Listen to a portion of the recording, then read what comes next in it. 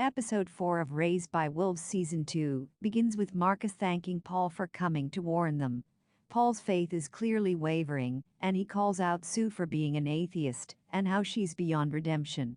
As he steps up, though, strange particles lift from the bag, and he immediately starts breaking out into hives. It turns out the Trust have actually put a bio-bomb in his mouse, which explains what's happening. Marcus brings Paul outside and under Soul's light, trying to save him from the infection which continues to spread. Eventually Paul loses consciousness. Marcus realizes the real fight was actually this cowardly chemical attack, with the mouse used to try and wipe them all out. Marcus encourages the others to keep the faith, deciding to move them all away while he stays with Paul, intending to pray to Soul for help. Campion is convinced that Mother wasn't part of this and hurries off back to the Trust. Decima follows, with orders to bring him back. She's then followed too to make sure she follows protocol. Meanwhile, Father uses his newly won fuel to try and bring the android he's working on to life. Despite dousing the skeletal remains in fuel, it doesn't seem to make any difference. That is, until Father leaves. In his absence, the fuel is absorbed. Out by the lake, Decima catches up with Campion. Only, she's grabbed and pulled into the acidic water by a strange creature.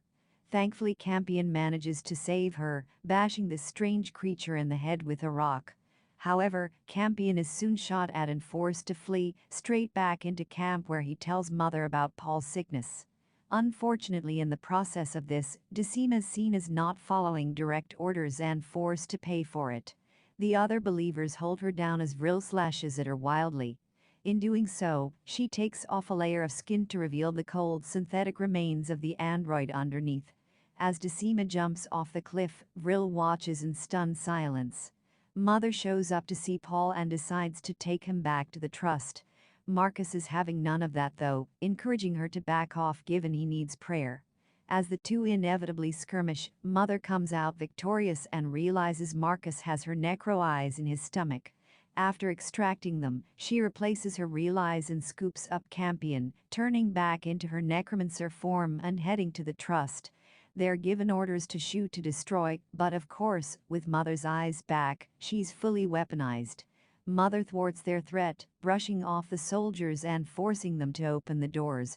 With the collective's algorithm fixed and allegedly no antidote for this infection, Mother regrettably shuts the great machine down, plunging the central core into darkness. The thing is, this causes absolute chaos as the Trust are fractured and unsure what to do. Mother tries to step up as leader at least until another human leader is chosen anyway, but that too falls on deaf ears. Some of the crowd murmur discontent, refusing to follow another machine and walk away. In camp, Father heads back into the shed and finds the strange skeletal remains gone. Father believes that Mother has taken it away until he opens the doors and stares upon the brilliant orange light of this humanoid creature. The episode ending explained. So it seems like Father has awoken another strange creature on this planet as the plot continues to thicken. We've got 3 different creatures here now, which complicates matters considerably. The acid water monsters, this orange glowing thing, and then the serpent that's still stuck in the cave and makes a random cameo appearance. The story this time centers on Marcus losing Mother's necro eyes and Mother gaining back her strength and combat skills, using them to protect her family and thwart the Trust. It's certainly ironic that they're called the Trust given there's been very little of it toward the kids. The fate of Paul is still unknown at this point, and with there allegedly being no antidote, I have a feeling that's going to fall on either the serpent or the glowing creature to come up with a solution. However, we're 5 episodes in and this series is every bit as mysterious as it was the first time around. The trouble is, mystery and atmosphere will only get you so far, and this season's story feels unfocused and somewhat muddled. Let's hope we get a clearer roadmap of what's happening as the season progresses.